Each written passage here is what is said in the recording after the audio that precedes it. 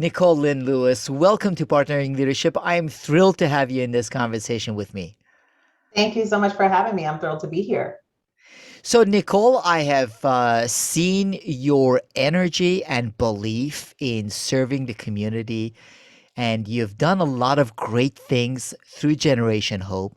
But before we get to that, would love to know how your upbringing up in New England had an impact on who you became. Yeah, so I was born in Stamford, Connecticut, and then moved to Attleboro, Massachusetts, at about 8 years old. And spent the first half of my childhood, between those two states and in the New England area. I grew up in predominantly white neighborhoods and often was one of the only Black kids in my class, and then definitely when we moved to Attleboro, was one of the only or the only biracial child, in my class, biracial student. My mother is white, my father is Black, and I was always raised, even though we were in these predominantly white neighborhoods, I was always raised with an understanding of how my life was impacted by the color of my skin, and kind of some understanding of those who came before me and the work that had been done and laid, to make sure that I had a seat in that classroom, and that I was able to thrive and succeed. My father used to sit me down each year, and we would watch Eyes on the Prize, the PBS documentary or special about the civil rights movement. And so that was really ingrained in me from a very young age. My father was in the Peace Corps and was always committed to social justice before it was called social justice. My mom was and still is a painter, an artist. And so our house was always full of music and art and really rich discussions about the world.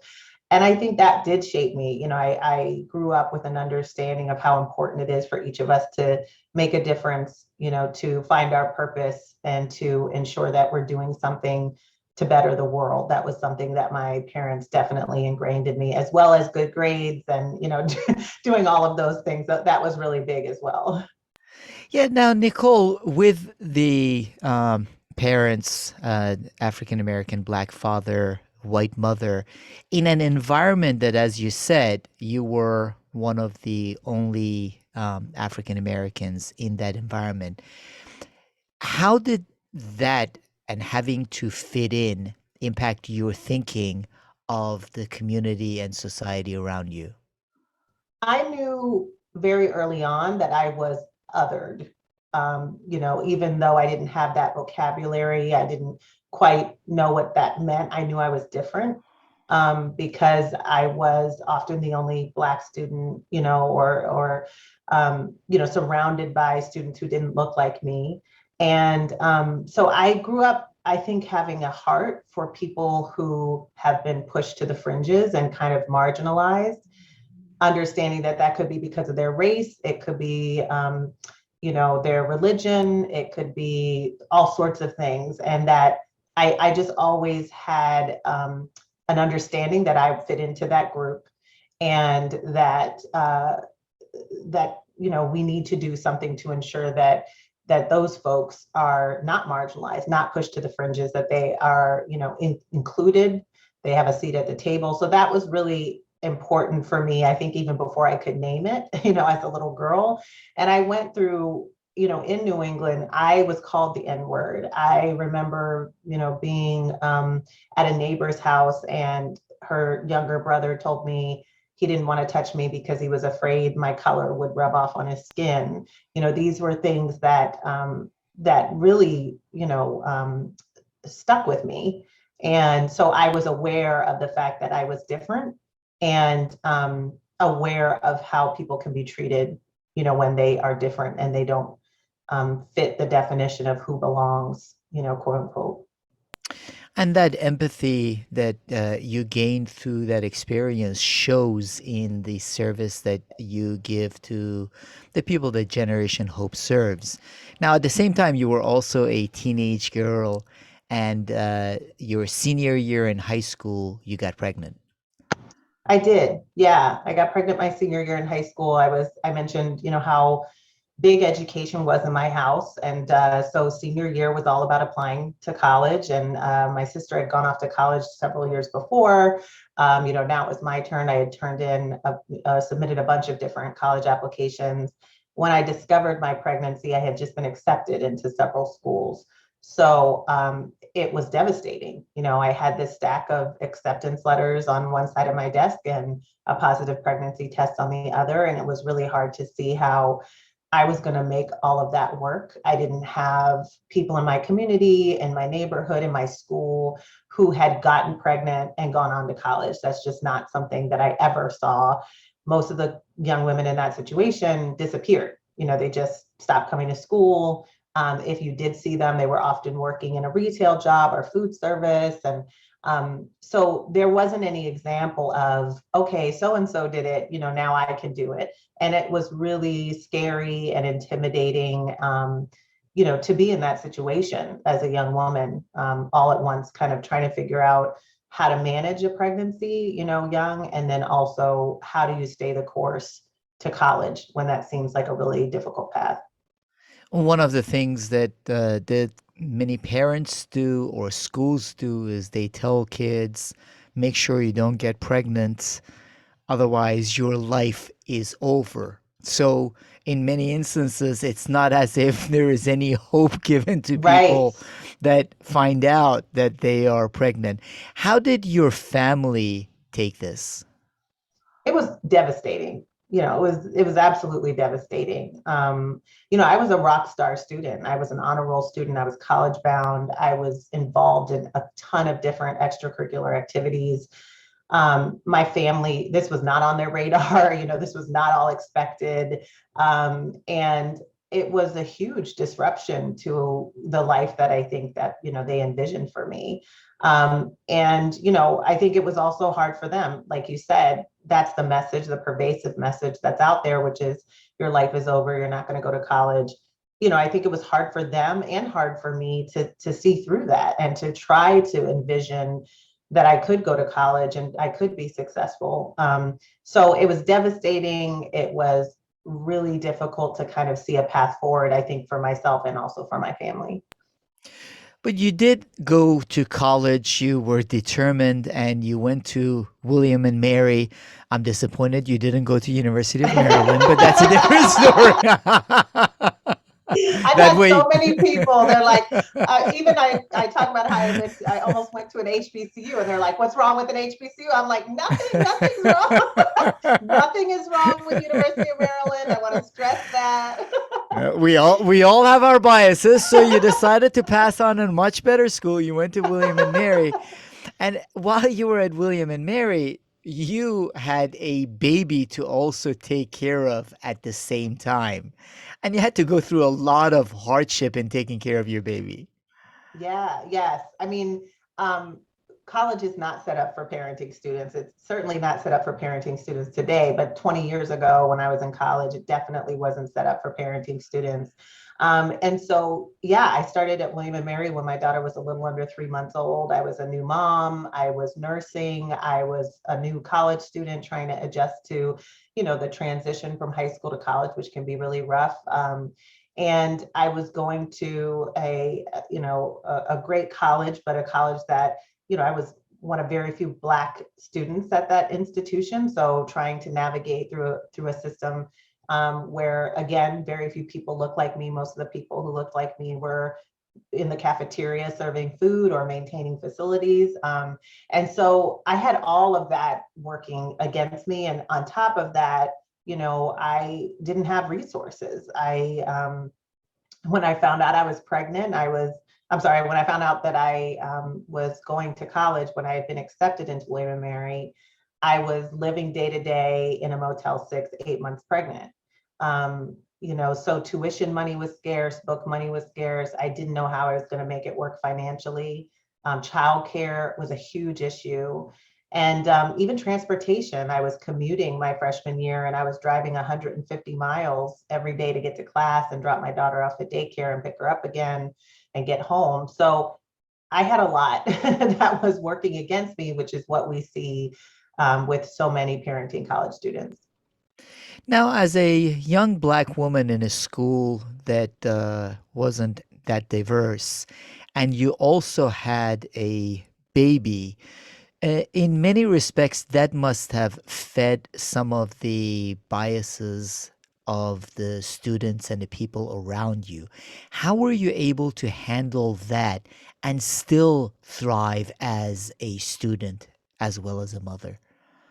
I definitely was aware of the fact that, here I was, one of a few Black students at William and Mary, and I was a teen mom. I knew that there were assumptions about me, what I was capable of, what I was, did I deserve to be at that institution? I mean, all sorts of things. I describe it as a scarlet letter. It's really hard to hide, that you're a parent when you have your child with you and you're raising them. And I had moved on campus my sophomore year, so we were living on campus. So she came with me everywhere that I went, whether it was to go get my mail from the university center, or sometimes if I had to drop a essay or an assignment off to a professor after hours, like she was there with me everywhere I went. So people knew me as the girl with the baby on campus. And it was tough to know that all of those negative assumptions and stereotypes were following me everywhere that I went. But my biggest motivation and what I had to really focus on was my daughter, and just wanting her to have the life that I felt that she deserved. And I knew that my college degree was really, integral to that.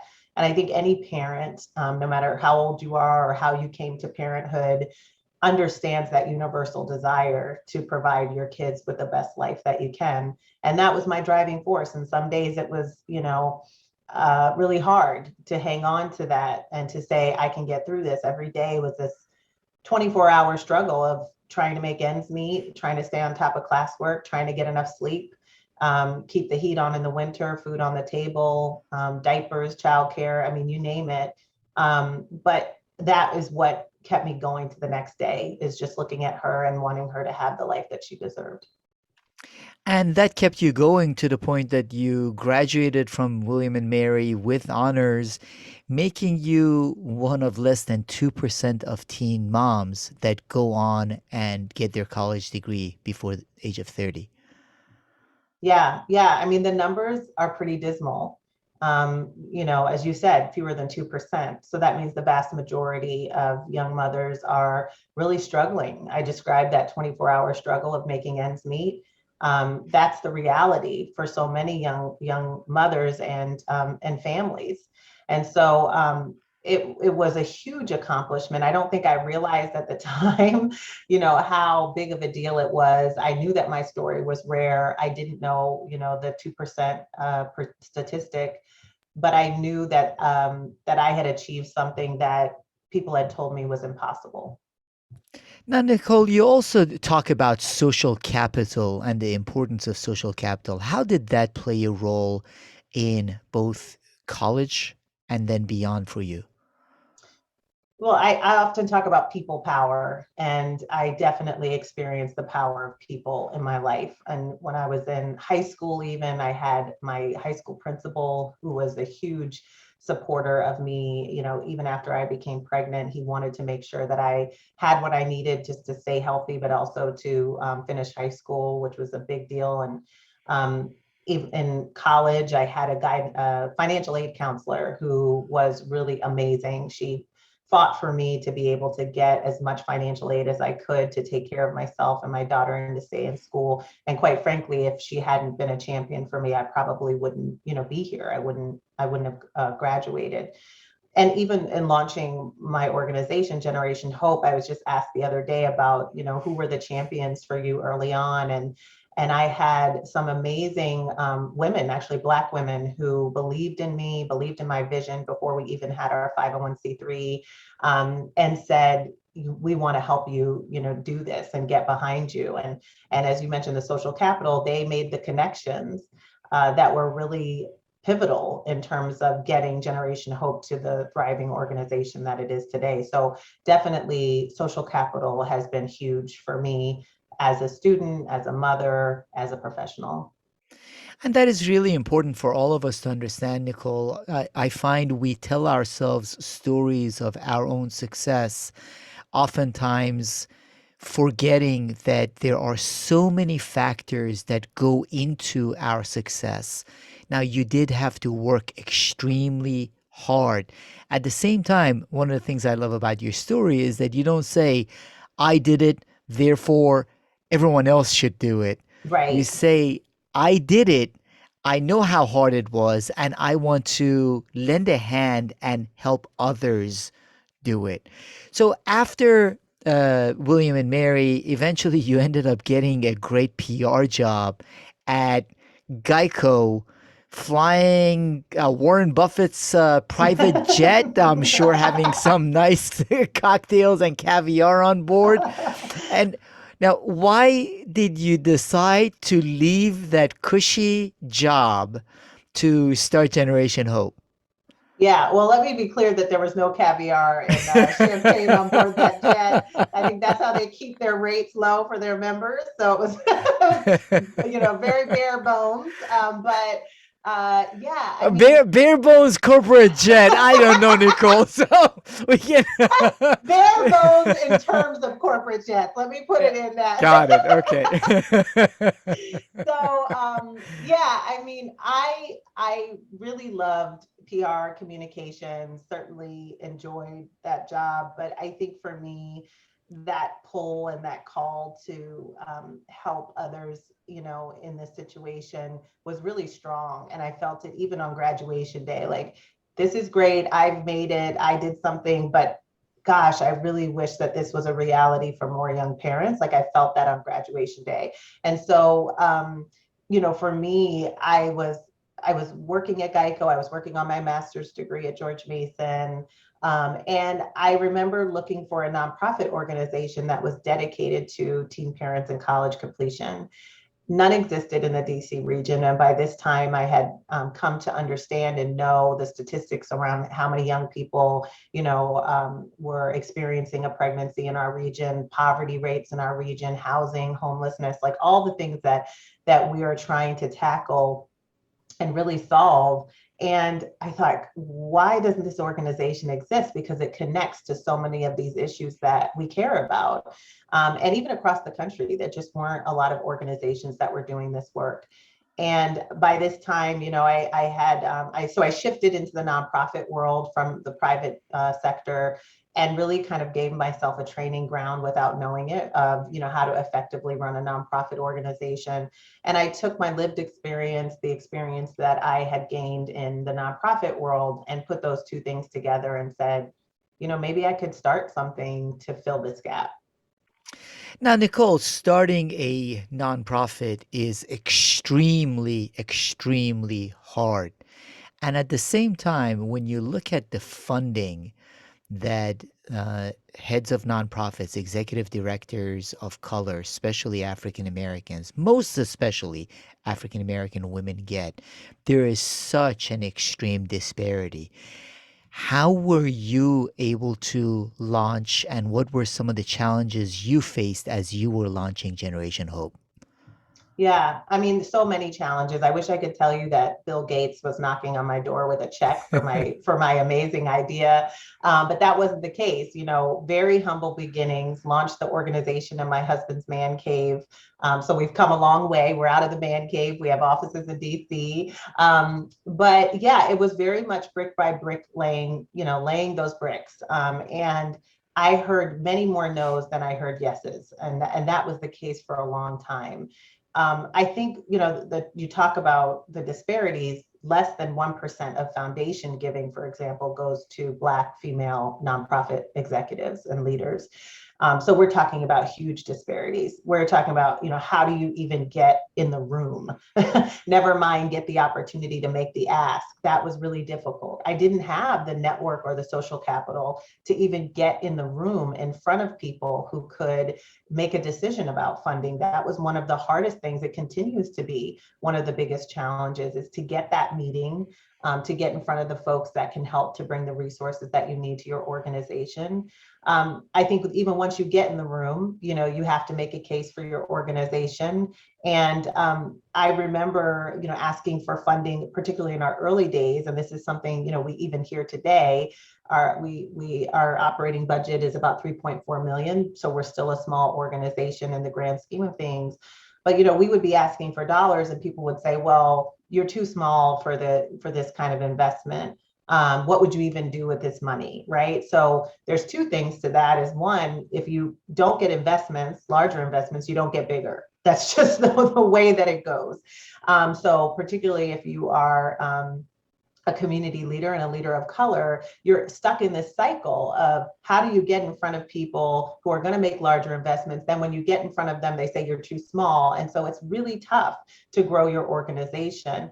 But also I think the importance of, trust. And I think it's really difficult oftentimes for leaders of color to be trusted with with the resources they need to really grow and innovate for their organizations, not because of something they've done, but because of all the biases that we know exist, and the discrimination that exists, even in the philanthropy world around, we need to trust leaders, particularly leaders of color, with the resources so that they can do the innovative work in their communities. And that just is something that continues to be a challenge. And in addition to that being a challenge, Nicole, I was having a conversation with Minal Bopia. She's written a book on equity, and she gave a great example with respect to how artificial intelligence is being baked into some of the human resource softwares, and the fact that they make sure that the person's race or name isn't used in selection criteria. However, some of the other selection criteria, for example, we know in our organization the people that succeed are the ones that have played rugby in college Mm. by themselves, therefore end up in the same results. So in many instances, some of the funding challenges is not necessarily outright the person wanting to set aside and not fund these organizations. However, some of the other criteria that are used systemically avoid organizations like yours being able to tap into the funding. Yeah, no, I think that's a great point. I mean, going back to how, sometimes you'll use budget size as a criteria in funding. And again, many leaders of color are running nonprofit organizations that are not going to meet these larger budget thresholds. So you're going to exclude them from the opportunity to receive funding. But I think your point also, something that I think is also really important is we need to make sure that there are folks on the decision-making team that look like the folks who are applying for funding. And too often, that's not the case. We don't have enough leaders of color heading up foundations, heading up corporate giving, making decisions about how resources will be allocated and awarded that could possibly solve for some of those biases and some of those criteria that can create exclusions that can really be damaging. Now, with all of those challenges, you have continued marching ahead, growing Generation Hope, 11 years counting and moving forward. And you've also received lots of different awards, including being recognized as a CNN hero, Nicole. Yeah, it's been pretty crazy. I get asked a lot, like, did you think that you were going to be in this place? Did all these things were going to happen when you started in your husband's man cave? And the answer is no. It's an emphatic no.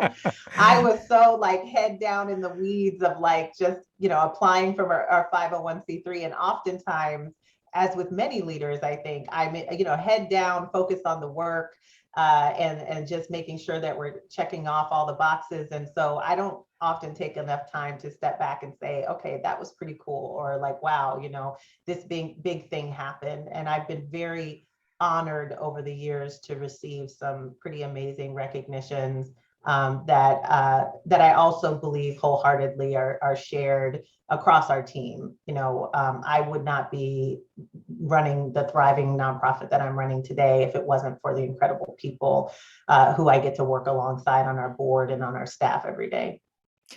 So while you've been doing these great things, year and a half, 2 years ago, we also got hit with a pandemic, which must have significantly impacted how you service the young adults you work with. Definitely. I mean, COVID-19 has been devastating for all of us, but particularly for the community that we serve at Generation Hope, young families and parenting college students. It has been hugely, hugely damaging. And what I often tell people is this is a population that was in crisis before COVID-19. They were already facing, food insecurity, housing insecurity. They were already trying to figure out how am I going to, hang on to childcare. I mean, all of these things that I think now have bubbled up and have really been at the forefront of people's minds because of the pandemic. Were already issues for our population. Even domestic violence, which we know has increased in the past 18 months, we already saw disproportionately that our students were impacted and dealing with domestic violence issues. So I think what we recognized early on was that, it was going to be important for us to really show up and show up quickly for our students, and that they are urgently going to be in need of support. What I'm thankful for is that Generation Hope was already a holistic wraparound model. So we help, teen parents get their college degrees and help their kids get ready for kindergarten. But we really are helping our scholars navigate all areas of their lives, because the reality is that, a domestic violence situation can disrupt your ability to continue in college. So we have had an emergency fund in place for our scholars since our inception, with a 72-hour turnaround time. So if they have, hey, I can't afford groceries this week, or I've had this domestic violence issue and I need to move to a new safe space, we had that in place. We already had mental health supports on staff at Generation Hope, because we knew that our students already were disproportionately experiencing mental health issues. And so really the pandemic was about ramping up the services that we already had in place, as opposed to introducing new services. I think, other organizations with a specialty that wasn't necessarily a wraparound model, that probably was more challenging because they didn't have those supports in place to begin with. But thankfully, we came into the pandemic already providing holistic supports. So what we did is said, okay, we just have to do more of those things. We have to make sure we have more capacity for mental health services. We saw about a 30% increase in requests for mental health support during the pandemic. We said, okay, we're going to give even more money out of our emergency funding to ensure that our students are able to, weather this storm. We knew that they were losing jobs. They were facing all sorts of financial hardship. So I think it's been an opportunity for us to really just ramp up the holistic wraparound supports. And it's made a difference. About 92% of our scholars have stayed in school throughout the pandemic, which is huge, because they are, they are overlapping with so many of the populations that we know are not in, staying in school, staying in college. They're low income. They are 90% are students of color. They're first generation college students. We have DACA students in our program. So they are, most at risk, even without a pandemic, of falling through the cracks and not being able to continue. But we're very thankful that our wraparound supports have kept them, in school. And I think it's a proof point for this is why these supports are needed and that they really do make a difference. You do provide those wraparound support, which is critical for the education that your uh, young adults want to pursue. I'm wondering though, how has the impact of online education been to their education, and how do you see online education changing their experience, either for the better or for the worse, moving into the future? I think it's been definitely beneficial for many of our students. I mentioned transportation being just a huge issue for me personally as a student parent, but also for parenting college students, across the country, getting to campus. Sometimes you're taking 3 and 4 buses. You're, on the road for hours to be able to drop your child off at childcare and to get to school. Keep in mind that if you're a parenting student, you can't live in a dorm, right? So, so you're often commuting to campus. So, and I think that's something that, we definitely saw solved for in terms of the transition to online learning. But I think there's also been some of our students who have struggled with online learning that, will tell you that they learn best when they're in a classroom. And, that not being an option over the past year and a half has been really tough for some of our students. And we have a volunteer tutoring program and other academic supports that we've had to supplement with to make sure that they are able to be successful in this online environment. The other thing is, I know you hear it a lot, the digital divide, for our students, coming into the pandemic, some of them only had one laptop, in their house, and now having to share it with your child because they have online learning as well. How do you get your coursework done? Or not having access to Wi-Fi. I know many colleges said, oh, we'll offer Wi-Fi in our parking lot so students can be in the car in our parking lots and work. Well, if you have, two toddlers in the back seat, it's very hard to be doing your work for hours on end in a parking lot. So the transition to online learning has definitely had its benefits, but there's also been significant hurdles for parenting students. And I think the key thing that we're hoping kind of continues to be in place coming out of the pandemic is flexibility, is making sure students have the flexibility to either do online learning or not do online learning, to engage in coursework at times that work for them as parents and as they're working often. That we want to see the flexibility that was really put in place during, especially the beginning of the pandemic. We're hoping institutions hold on to that because it's key for parenting students, where every situation is not the same, but to have the flexibility to, be able to engage in learning in a way that is productive and works for you as a parent is huge. As that flexibility is key for the parents to pursue their education, there's also been a lot of talk over the past few years, Nicole, about whether there is a need for college education. Some of the companies say people should just get certificates, and there are positions for those. There's very little need for a 4 year degree.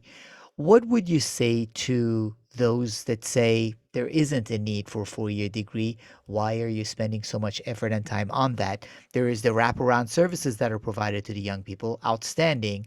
But rather than 4 year degree, get certificates that can be used for the job openings, whether in cybersecurity or other opportunities. Yeah. So there's a couple things I would say to that. The first thing I would say is, are you asking or are you saying that to students who have the means to go to college? Do we say that to students whose parents are in a position to pay their way through college? No, right? We say, yeah, this is great. You should go to college. We would very seldom are you going to say to a higher resource student, why don't you forget college and go and get a certificate? So I would, really ask ourselves to say like, hey, why are we giving that message to low income students? I think the second thing is there's absolutely no denial of the ROI of a college degree, a 2 year degree and a 4 year degree.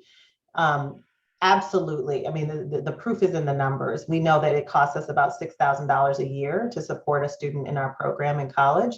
And they will make, or they have the potential to make up to $1 million more over the course of their lifetime because of their college degree. It's undeniable that there is an economic return. The other thing that I really want people to think about is the non-economic returns of a college degree. There are so many indicators out there. We talked about social capital. I mean, social capital skyrockets for college graduates. Even health outcomes skyrocket for college graduates. Their civic engagement, they're more likely to vote and be civically engaged. So there's absolutely no denial that a college degree is impactful and is beneficial, and we should be pushing for any student, regardless of what their resources are, to pursue what they would like to pursue. We don't twist people's arms and say you will go to college. What we do is, if a young parent comes to us and says, I want to go to school, I want to go to college, our job is to meet them where they are and to help them get there. And so, I think that's the world that we should be fighting for, is a world where every young person can pursue their passions, whether it's college, whether it's a certificate or something else. It is providing those opportunities. And as you also mentioned, Nicole, vast majority of people asking those questions don't ask those questions about their own kids. Right. And that's a way to reflect on it in that if it is the right thing for a certain segment of society, it should be right and provided to others also. So a lot of the conversation around certificates is typically around low income communities and Mm-hmm. people of color. Yes. Why do you spend so much time and money trying to get them through a college education? Just give them a certificate. Right. And most people saying that send their own kids to four-year Right. schools and Yes, want them to even get graduate degrees. So exactly. now you're also expanding your work nationally. What got you to think about a national expansion and focus to the work that you're doing, Nicole? Well, we've been doing direct service work for the past 11 years. And what we've observed in doing this work, our students are attending 20 different 2 and 4 year schools across the DC metro region. What we've observed is that higher education, as I mentioned before, is just not set up for parenting students. It does not have systems and structures in place to ensure their success. Most people working in higher ed, student parents aren't even on their radar. And the reality is that 1 in 5 college students across the country is parenting. It's about 22% of all undergraduate students, and it's almost half of all Black female undergraduate students across the country. So we're talking about a significant population that is not on the radar of colleges and universities, which makes them 10 times less likely to get a college degree, even though they have higher GPAs on average than their non-parenting peers. So all of that to say, we recognize that this was an opportunity for us to start to address the systemic challenges to young parents and student parents getting to the graduation stage. And we developed kind of a three-prong approach to do that. The first is partnering with colleges and universities to help them enhance their student parent supports and create family-friendly campuses. The second is a policy and advocacy agenda with federal and local priorities that is really about how do we remove barriers for this population. And then the third is really releasing research and reports out to the field to help to illuminate, the experiences of this population, helping people to understand what are their challenges, what are their needs, but also really importantly, what are the assets that they bring to any college and campus that they are a part of and a community. So that work is really important to us, and woven throughout both of our direct service work and our indirect service work is a commitment to race equity. We know since our inception, we've been committed to race equity, but we've really, over the past 2 to 3 years, said, let's make a formal commitment to this work. Let's tie our goals strategically to our race equity goals. Let's have some accountability internally and externally as an organization and help people to understand the role of race when it comes to parenting college students and teen parents. So you've got your work cut out for you, whether it is regionally or nationally, and you're doing great work with all of it and the expansion. At the same time, Nicole, you also have been expanding your family. Your daughter is Yes. now 22, going to college, and just a few months back, you had a little baby boy. Yes, yes. I'm a mama of 5 now. So I tell people that's my real full-time job is wrangling all of the kiddos. Yeah, so my oldest daughter, who I took to college with me, is now a senior in college herself. We have a 12-year-old daughter in middle school. And then we have 3 tornadoes. Those are our 3 boys, and a 5-year-old, a 3-year-old, and a almost 4-month-old. So I have my hands full on a daily basis. So your husband, who was hoping to gain back his man cave when you left, has not been able to get his man cave back, I imagine. No, they find their way down to his man cave whenever they can. Now, there's also a rumor that you are a huge chocolate chip cookie lover, Nicole, Yes. and your husband even proposed to you that way. Yes, yes. I'm a big connoisseur of chocolate chip cookies. I have my favorite brands, I have my favorite recipes, my favorite stores. And my husband, when he was going to propose, went to the big, the chocolate chip cookie place in the mall, and he told them what he wanted on it, and it said, "Will you marry me?" And all of the folks working there were like, "This is never going to work," and he's like, "You don't know my girlfriend." She loves chocolate chip cookies, and I said yes, so it was effective. It did work.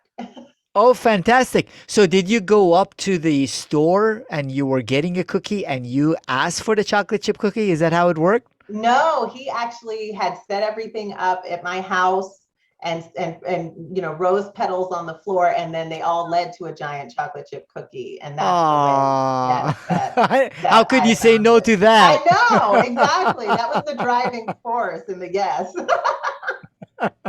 That's outstanding. Now, Nicole, when you're asked for leadership resources, whether books, practices, what do you typically find yourself recommending to leaders wanting to become more impactful as you have been, both with your organization and in the community? One thing that I would say, I think, is encourage people to do the unpopular thing.